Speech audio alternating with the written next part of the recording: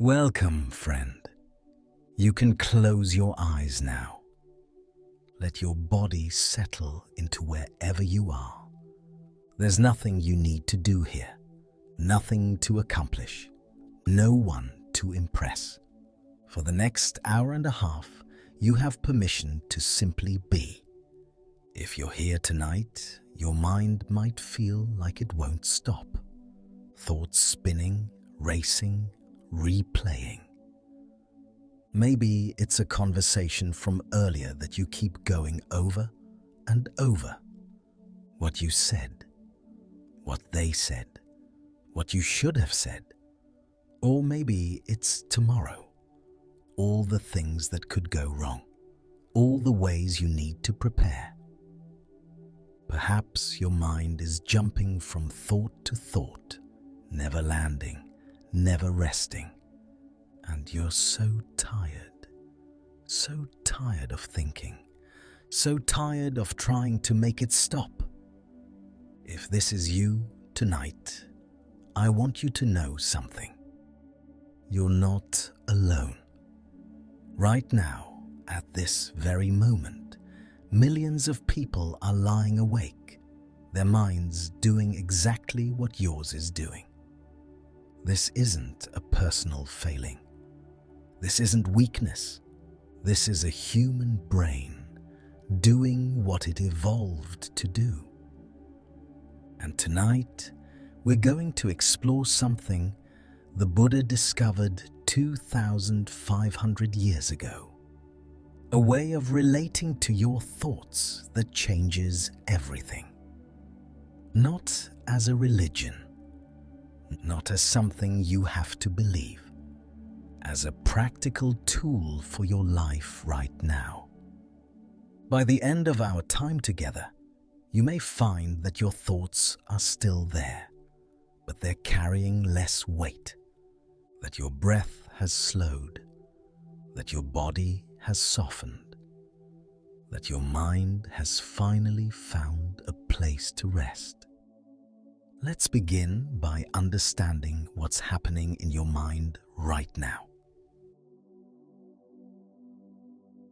Picture this.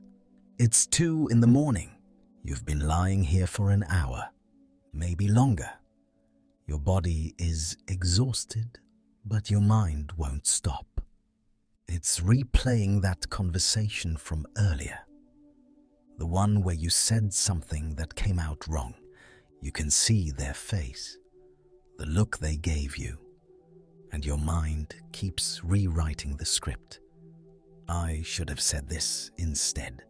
Why did I phrase it that way? What if they think I'm incompetent?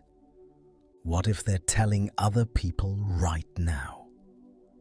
Then your mind jumps to tomorrow, the meeting, the deadline, the thing you forgot to do. What if you mess it up? What if you're not prepared enough? What if everyone realizes you don't actually know what you're doing? Your chest feels tight. Your jaw is clenched without you even realizing it. You check your phone. Nothing important. But you check again 5 minutes later anyway. You tell yourself, just relax. Just let it go. Just stop thinking. But that only makes it worse. Because now you're thinking about thinking. You're anxious about being anxious. And there's this voice that whispers, "What's wrong with me? Why can't I do what everyone else seems to do so easily? Why can't I just turn my brain off and sleep?" This is the 3rd night this week, maybe the 4th. You've lost count. If this feels familiar, I want you to know something important. You are not broken. Your brain is not malfunctioning. Right now, at this very moment, millions of people around the world are lying awake, their thoughts spinning exactly like yours. This isn't a personal failure. This is a human brain doing what it evolved to do. Scan for threats, plan for danger, try to control outcomes. 50,000 years ago, this kept your ancestors alive. The ones who thought ahead, who replayed mistakes, who prepared for every possibility, they survived. But in modern life, with emails and deadlines and social media and 24/7 news, this same protective mechanism has nowhere to go. So it spins and spins and exhausts you. The Buddha saw this 2,500 years ago.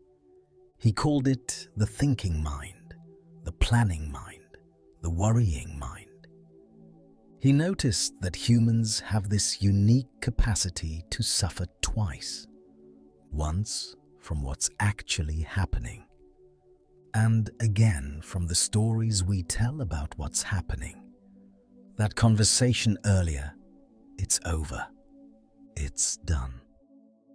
But your mind brings it back, replays it, adds new dialogue, imagines consequences that may never come. Tomorrow's meeting hasn't happened yet. It might go perfectly fine, but your mind rehearses disaster over and over, as if worrying now will protect you then. This is what creates most of our suffering. Not the events themselves, but the endless mental replay, the catastrophizing, the what-ifs. But here's what matters. Here's what I want you to hold on to. People have found a way through this, not by fighting their minds, not by forcing thoughts to stop, but by understanding how thoughts actually work, and by changing their relationship to them. Let me tell you about Emma. 3 months ago, she was exactly where you are right now. Unable to sleep, mind racing, exhausted from trying to control what couldn't be controlled. What changed for Emma wasn't her circumstances. Her job was still demanding. Her life still complicated. What changed was how she related to her thoughts. This is her story. And through her story, you might recognize your own path forward. Emma is 31. She's a graphic designer in Portland. On the outside, her life looks good. Creative job, supportive boyfriend, close friends. But inside, her mind is a battlefield. Every night, the same pattern. She lies down. Her body is tired, and immediately her mind starts scanning. Is my heart beating too fast? Is that pain in my chest something serious? Why does my head feel strange? She Googles symptoms, reads forums, convinces herself something terrible is wrong. Her boyfriend, Mark, tries to help. "You're not dying," he says. "You're anxious." But in that moment, Emma can't tell the difference. The fear feels so real, the thoughts so convincing. What if this time it's not anxiety? What if this time it's actually something? She's exhausted, not just from lack of sleep, from the constant vigilance, the endless monitoring of her own body, the inability to just be without analyzing every sensation. One night, after 3 hours of lying awake, heart racing, mind catastrophizing, she reaches for her phone. not to Google symptoms this time, just to find something, anything, to calm her down. She finds a guided meditation. She's skeptical, but she's also desperate. The teacher says something that makes her stop. Your thoughts about the pain are not the same as the pain itself. Emma lies there in the dark, letting that sink in. She's been treating every anxious thought as a fact, every what if as a real threat.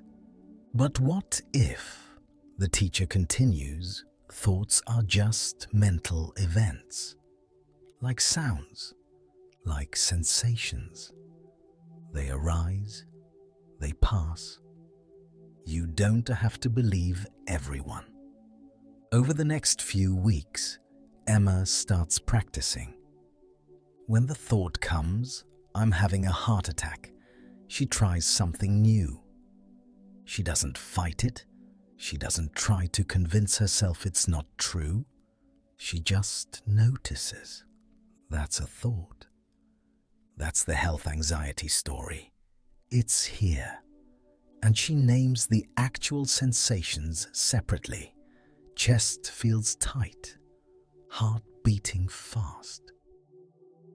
Those are real. But I'm dying. That's a story her mind is adding. At first, it feels impossible. The thoughts are so loud, so convincing. But slowly, she starts to see a gap, a space between the sensation and the story. The chest tightness is real.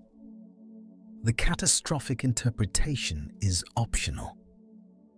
3 months later, Emma still gets anxious thoughts, but they don't own her anymore. She can observe them. There's the health anxiety channel playing again, she thinks. And sometimes she even smiles. Because she's learned something the Buddha taught 2,500 years ago. The first arrow is pain. The second arrow is the story we tell about the pain. The chest tightness, that's the first arrow. I'm dying, that's the second arrow.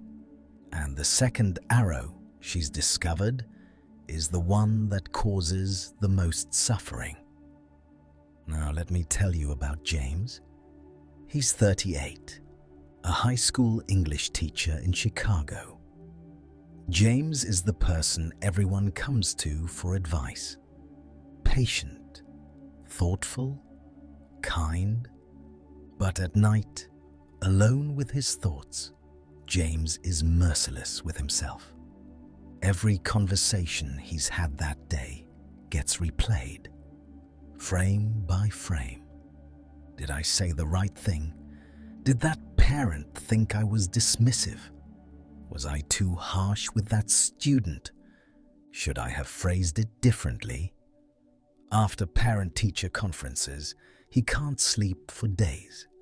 He analyzes every word choice, every facial expression, every pause.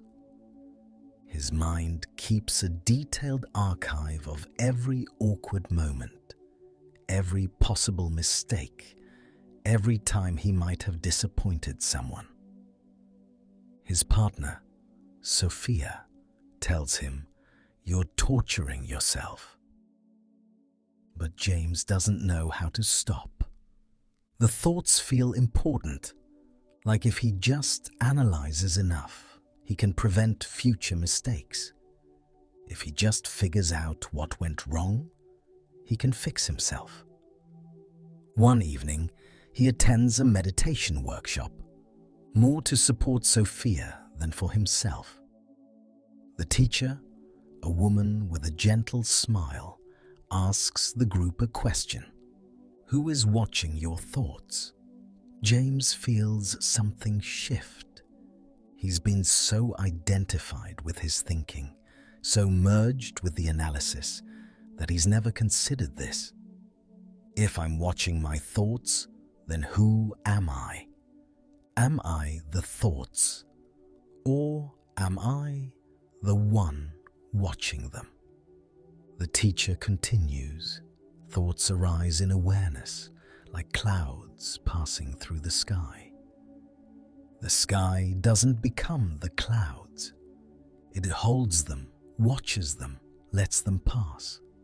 You are like the sky, vast, spacious, unchanged by what moves through you. James starts practicing. When the rumination begins, when his mind starts its nightly performance review, he tries something different. Instead of diving into the content of the thoughts, he steps back. He observes, thinking, analyzing, worrying. He labels them like a scientist observing data. No judgment. No trying to stop them. Just watching. And something remarkable happens. The thoughts are still there, but they're less sticky. Before, he was in the movie, living every scene. Now, he's in the theater, watching the movie, still aware of it, but not lost in it. He discovers he has a choice. Not whether thoughts arise, he can't control that, but whether he believes them, whether he follows them down the rabbit hole, whether he lets them define him. 6 months later, James still replays conversations sometimes, but he catches himself sooner now. Oh, there's the overthinking pattern again, he notices, and often that's enough. The pattern loses its grip when he sees it clearly. He's learned what the Buddha called non-identification. You are not your thoughts. You are the awareness that holds them. And when you realize this, thoughts lose their power. Finally, let me tell you about Maya. She's 29, works in marketing for a tech startup in Austin.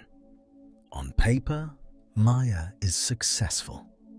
Promotions, recognition, a job people envy. But inside, she's constantly bracing for disaster. What if I lose my job? What if my boyfriend leaves me? What if something happens to my parents? What if I get sick? What if? Her mind is always 3 steps ahead, rehearsing catastrophes that haven't happened. She can't enjoy good moments because she's already visioning how they'll end. Her boyfriend, Alex, says, "You're missing our life together. You're here, but you're not present. You're always preparing for the worst." Maya knows he's right, but she doesn't know how to stop. The worry feels productive, like she's protecting herself, like if she imagines every bad outcome, she'll be prepared when it comes. One night, she's scrolling through a meditation app, more out of desperation than hope. A question pops up. What if nothing goes wrong? Maya stares at it. She's spent years, maybe her whole life, asking the opposite question. What if everything goes wrong? She's rehearsed disasters that never came, worried about problems that never materialized. She realizes, I'm not solving anything. I'm just suffering in advance. She starts a simple practice. When the what-if thoughts begin, she grounds herself in the present moment. Right now, in this moment, am I okay? She looks around.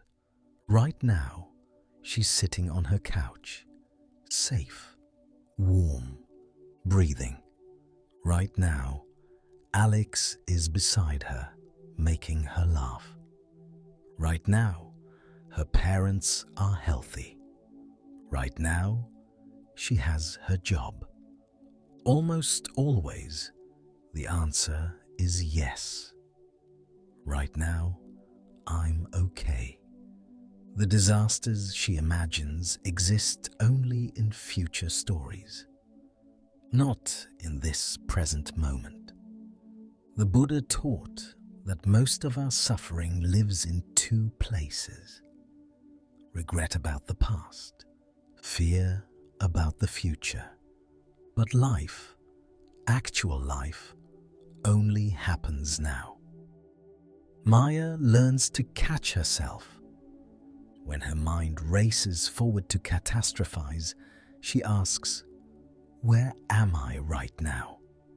And she comes back to her breath, to her body, to this moment, which is almost always okay. She still plans responsibly, still prepares for meetings, saves money, takes care of her health. But she stopped living in imaginary futures where everything falls apart. She's learned the difference between planning and worrying. Planning is useful. Worrying is rehearsing suffering. 8 months later, Maya can be present with Alex. She can enjoy good moments without waiting for the other shoe to drop. She sleeps through the night because she's discovered something profound. Life is not waiting to ambush her. Most of what she feared never came, and the things that did, she handled them. Not because she worried in advance, but because she's capable. She's resilient. She's enough. 3 people. 3 different ways that overthinking showed up. Emma's health anxiety, James's rumination, Maya's catastrophizing. But notice the pattern. Notice what made transformation possible.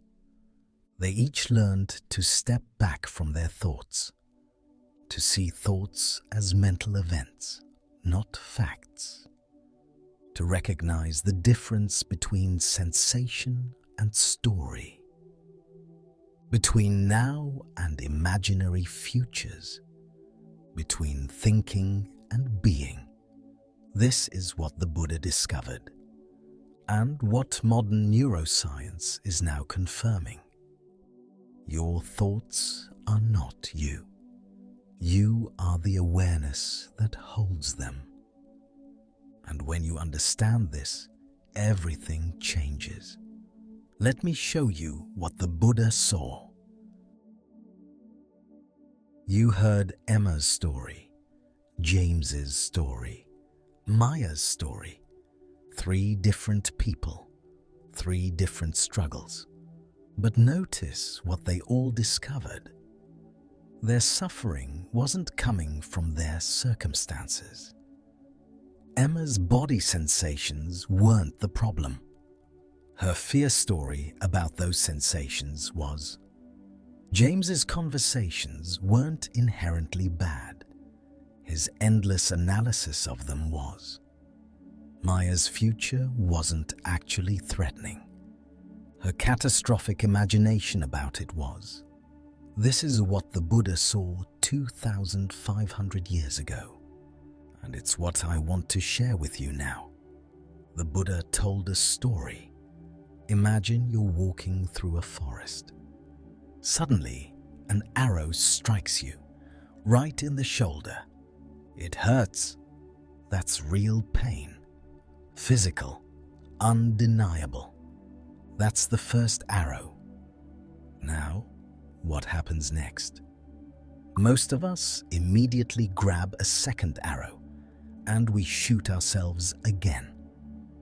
Why did this happen to me? I should have been more careful. This means I'm careless. I'm stupid. This is going to ruin everything. It will never heal. I'll always be in pain. That second arrow, you shot it yourself. The first arrow is life's inevitable pain. The thought arising, the body sensation, the difficult moment.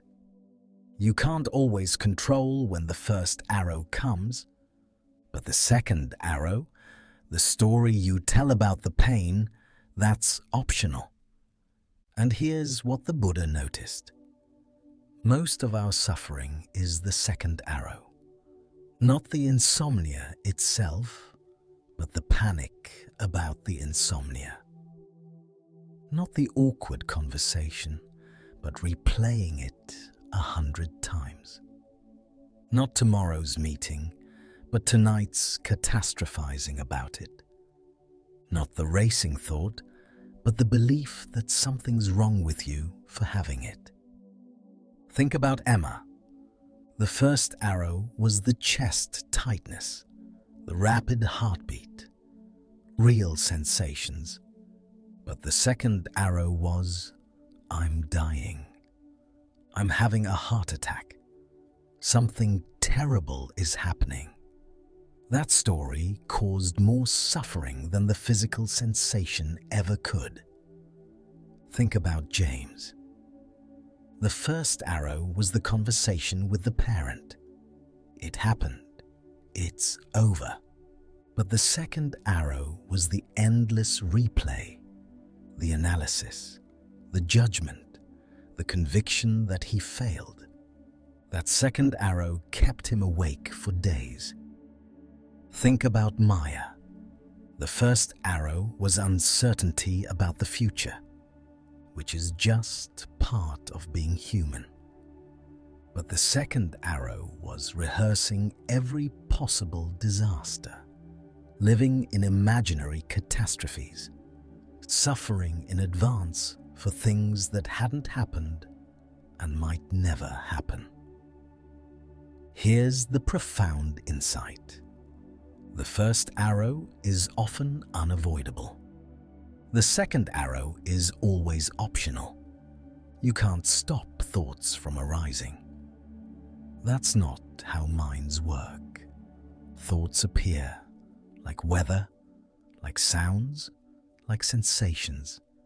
But you can stop shooting yourself with them. You can learn to let them pass. The Buddha taught something else, something that might sound strange at first.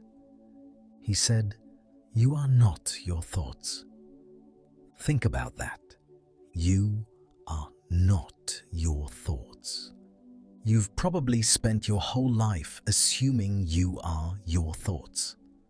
I think, therefore I am. Right. But the Buddha noticed something different. If you are your thoughts, then who is the one noticing the thoughts? When you observe, I'm thinking about tomorrow, who is doing the observing? There's the thought, tomorrow's meeting. And there's the awareness that notices the thought. These are not the same thing. You are not the thought. You are the space in which the thought appears. James discovered this when he stepped back and watched his thoughts. Something shifted. He realized, I am not the rumination. I am the awareness watching the rumination. The thoughts are like clouds passing through the sky. The sky doesn't become the clouds. The sky holds them, watches them, lets them pass. You are like the sky, vast, spacious, unchanged by what moves through you. This isn't just poetic language. This is a practical realization that changes everything. When you identify with your thoughts, you're trapped. Every anxious thought becomes your reality. Every self-critical thought becomes who you are. Every catastrophic thought becomes your future. But when you realize you are not your thoughts, you're free. The thoughts can be there, but they don't define you. They don't control you. They don't imprison you. Now you might be thinking, this sounds nice, but is it real? Can you actually do this? Here's where modern science meets ancient wisdom. In the last 20 years, neuroscientists have been studying the brain during meditation, and they've discovered something remarkable. When you're lost in thought, a specific network in your brain activates. It's called the default mode network. This is your mental chatter network, your rumination network, your what if and if only network.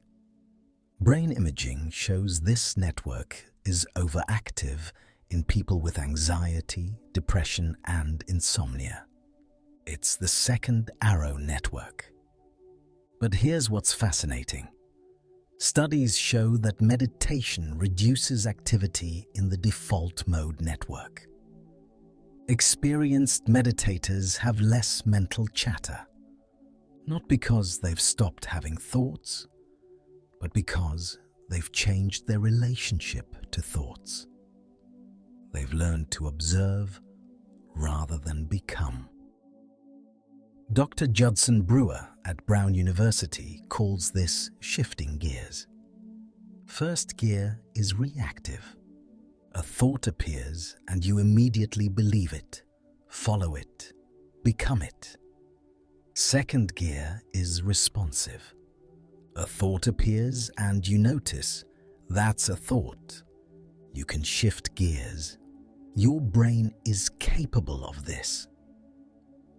Another researcher, Dr. Matthew Lieberman at UCLA, studied something called affect labeling. He found that simply naming an emotion or thought, this is anxiety, this is rumination, reduces its intensity.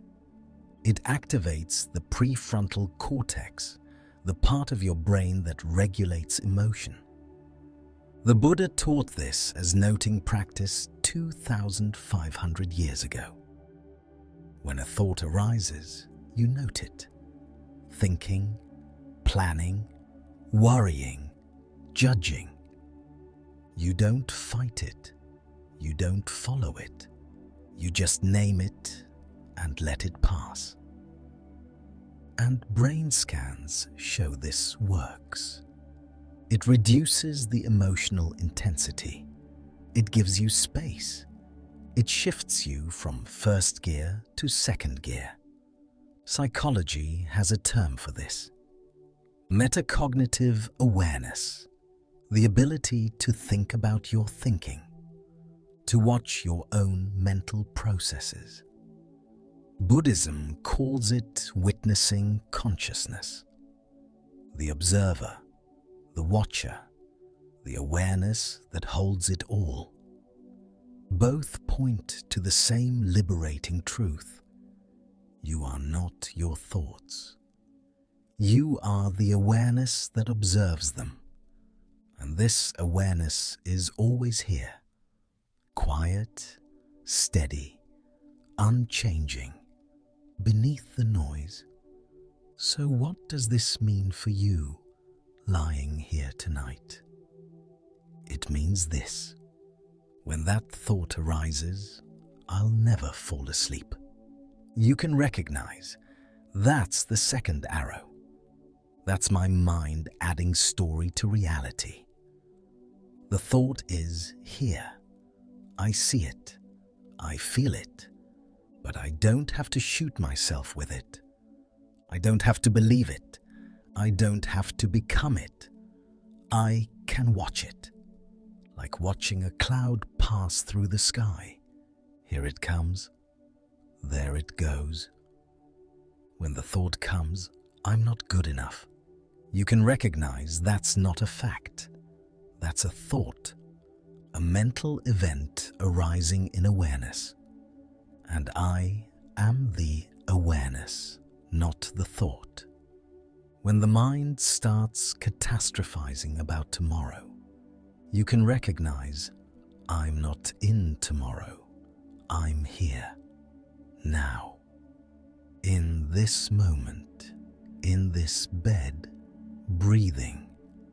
I am okay. The suffering lives in the imaginary future, not in this present moment. This is the freedom the Buddha promised, not freedom from thoughts. That's not possible and not necessary. Freedom from being enslaved by thoughts. Freedom from the second arrow. Freedom to observe your mind without being controlled by it. Emma learned this with her health anxiety. James learned this with his rumination. Maya learned this with her catastrophizing, and you can learn this too. Not by changing your thoughts, not by forcing them to stop, but by changing your relationship to them, by recognizing I am not my overthinking. I am the vast, quiet awareness that holds it. Now you might be wondering, okay, but how? How do I actually do this? That's what we'll practice together now, not as theory, as direct experience. Let's begin. Before we practice together, let's be clear about what makes this work. First, progress, not perfection. You won't master this tonight. You don't need to. 5 minutes of real presence is worth more than an hour of distracted effort. Second, your mind will wander. That's not failure. That's the practice. Every time you notice your mind has wandered and you gently bring it back, that's a rep. That's the exercise. That's you building the muscle of awareness. Third, be kind to yourself. If there's one thing you take from tonight, let it be this. Meditation is not about controlling your mind.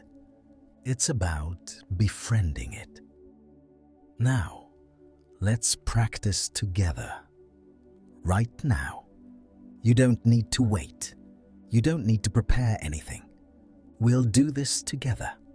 First, just notice your breath. You don't need to change it. You don't need to make it deeper or slower. Just notice it as it is. Air moving in. Air moving out. Feel the coolness as air passes through your nostrils. Feel the slight rise of your chest or belly, and the gentle fall as you exhale. Your mind has probably already wandered. Maybe you're thinking about what I just said. Maybe about tomorrow. Maybe wondering if you're doing this right. That's perfect. That's completely normal. This is what minds do.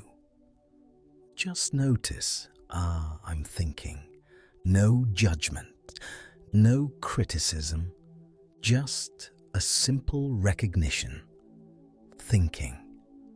And gently, very gently, bring your attention back to your breath. The sensation of breathing. Right here, right now, in, out. There it goes again. your mind just jumped to something else. Maybe a worry, maybe a plan, maybe a memory. Notice it, name it if you want. Planning, worrying, remembering, and return to your breath. This is not a distraction from the practice. This is the practice. Noticing, returning, noticing, returning, over and over. Each time you return, you're strengthening something. The ability to observe your thoughts without being swept away by them. Let's take one more breath together. Breathing in, breathing out. That's it. You just practiced meditation. You didn't need to achieve anything. You didn't need to stop all thoughts. You just needed to notice your breath. And when your mind wandered, which it did, you brought it back. That's the whole practice. And you can do this anytime tonight when thoughts get loud. Just come back to your breath, your anchor in the present moment. Now, let me share a practice for when difficult thoughts arise.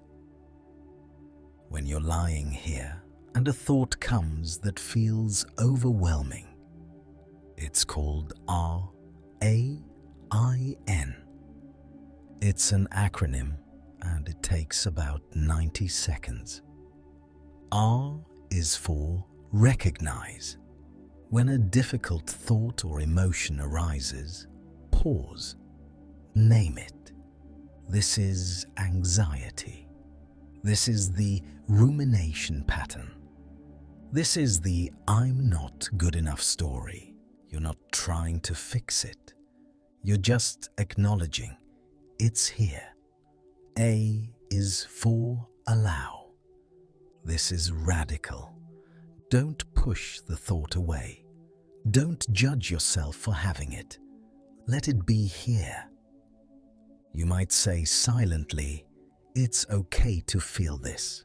Or even, hello, anxiety. I see you.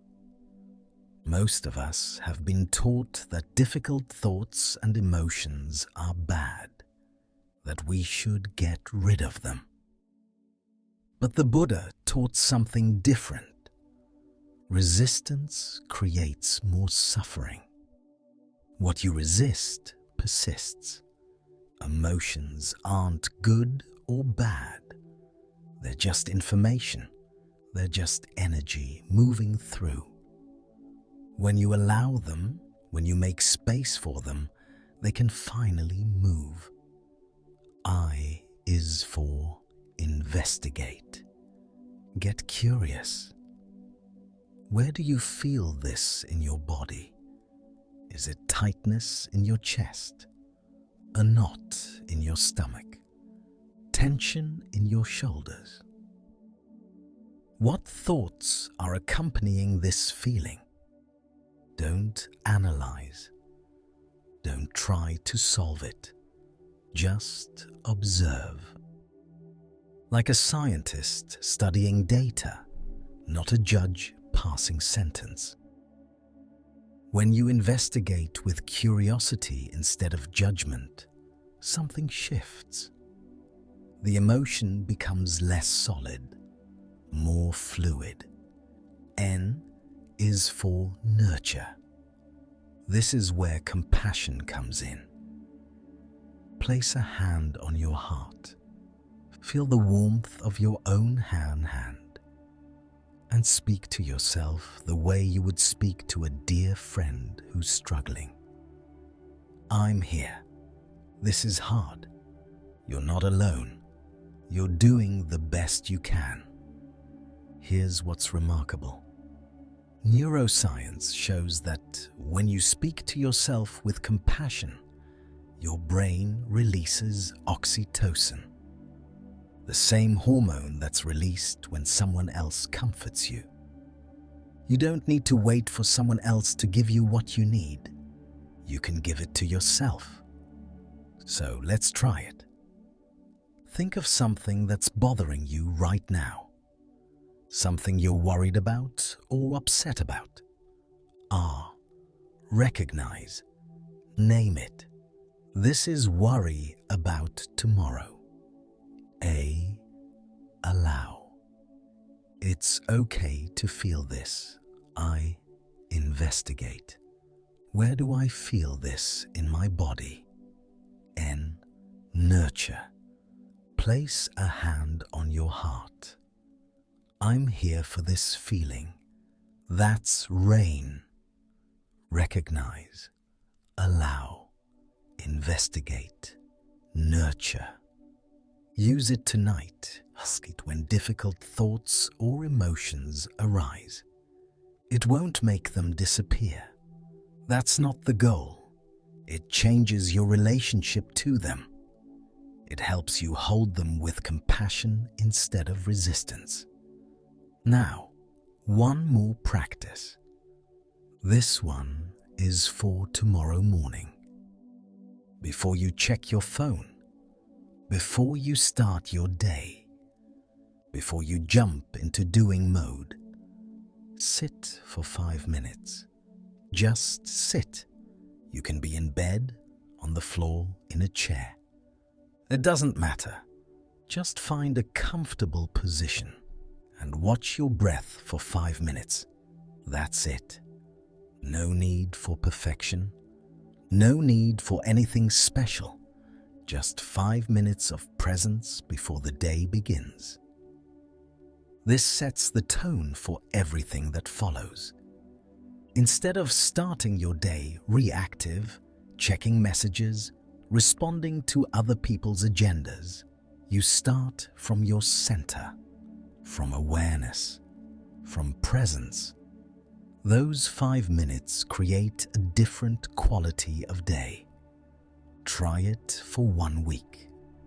Just 1 week, 5 minutes each morning, and notice what changes. Now, you might be wondering, which practice should I use? Here's my guidance. If your mind is racing and you can't quiet it, use the breath practice. It calms your nervous system. It gives your mind something to anchor to. If you're experiencing difficult emotions, shame, anxiety, anger, use RAIN. It helps you hold those emotions with compassion instead of judgment. If you want to build a sustainable practice, use the morning 5 minutes. Consistency matters more than duration. 5 minutes every day is more powerful than an hour once a week. But honestly, the best practice is the one you'll actually do. So pick one, just one. Don't try to do all of them. Don't add pressure. Pick one practice, 5 minutes, tomorrow, and notice what happens. You might find it's difficult at first. Your mind might rebel. This is boring. This isn't working. I don't have time for this. That's normal. That's your mind, used to constant stimulation, resisting something new. Stay with it, not with force, with gentleness, the way you'd encourage a child who's learning something difficult. You can do this. Not perfectly, not easily maybe, but you can do this. And each time you practice, you're watering a seed. The seed of awareness, of presence, of freedom from the tyranny of your thoughts. That seed will grow, not overnight, but it will grow. Emma watered that seed. James watered that seed. Maya watered that seed. And slowly, steadily, their relationship with their minds changed. Now it's your turn. Let's bring everything together. Tonight, you heard stories. Emma, who learned that her thoughts about pain were not the same as the pain itself. James, who discovered he wasn't his thoughts. He was the awareness watching them. Maya, who found that most of her suffering lived in imaginary futures, not in the present moment. You learned the Buddha's teaching about the second arrow, that the first arrow is life's inevitable pain, the thought arising, the difficult feeling. But the second arrow, the story we tell about the pain, that's where most suffering lives. And that second arrow is optional. You learned that you are not your thoughts, that thoughts are mental events, like clouds passing through sky. They arise, they pass. You don't have to believe everyone. You don't have to follow everyone. You don't have to become everyone. You practiced together. You felt your breath. You tried RAIN. You planted a seed for tomorrow morning. These aren't just ideas. They're tools. Tools you can use tonight and tomorrow and every day after. Now, here's something important. You don't need to remember every word I've said. You don't need to get this all right. You don't need to master anything tonight. Your body already knows how to rest. Your mind already knows how to let go. All you've learned tonight, it's not new information. It's remembering. Remembering what you already are beneath the noise, beneath the overthinking, beneath the worry.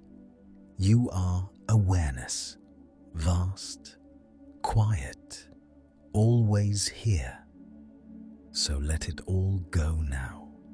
The teachings, the practices, even these words, just let it all go. Feel your body now. Notice how it's settling, how it's been settling this whole time. Your head sinking a little deeper into the pillow. Your shoulders releasing tension you didn't even know you were holding. Your jaw softening.